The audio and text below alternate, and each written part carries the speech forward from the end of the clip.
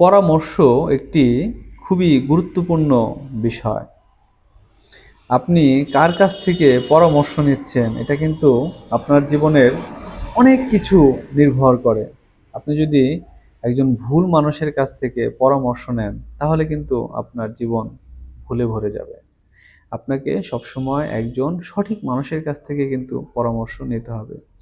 আপনার সবসময় একজন মিলিনিয়ার বা আপনার একজন সফল মানুষের সাথে মিশতে হবে।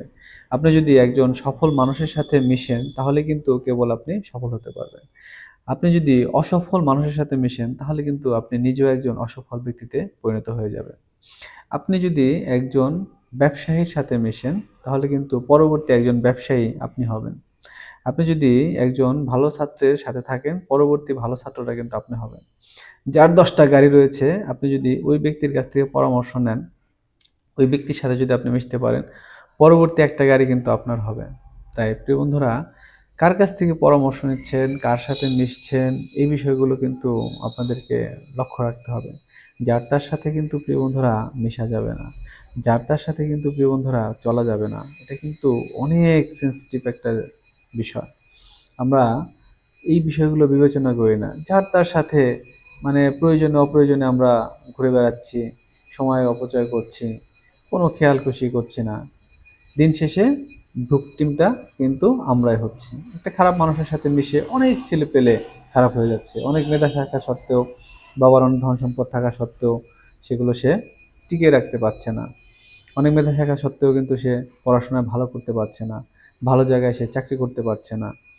আবার অনেকেই দেখবেন তাদের মেধাটাকে কাজে লাগিয়ে ভালো মানুষের সাথে মিশে, ভালো মানুষের সাথে পরামর্শ নিয়ে অনেক ভালো কিছু করতে পারছে। তাই প্রিয় বন্ধুরা, অবশ্যই আপনাকে ভালো মানুষের সাথে মিশতে হবে।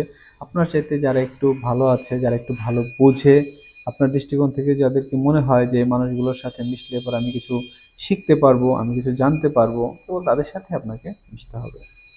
তাহলে আপনি কিছু শিখতে পারবেন, ভালো থাকতে পারবেন এবং আপনি ভালো থাকলেই কিন্তু আবার আপনার দ্বারা পরবর্তী একটি মানুষ ভালো হবে। আপনার দ্বারা পরবর্তী আরেকটি মানুষ ভালো জায়গায় যেতে পারবে।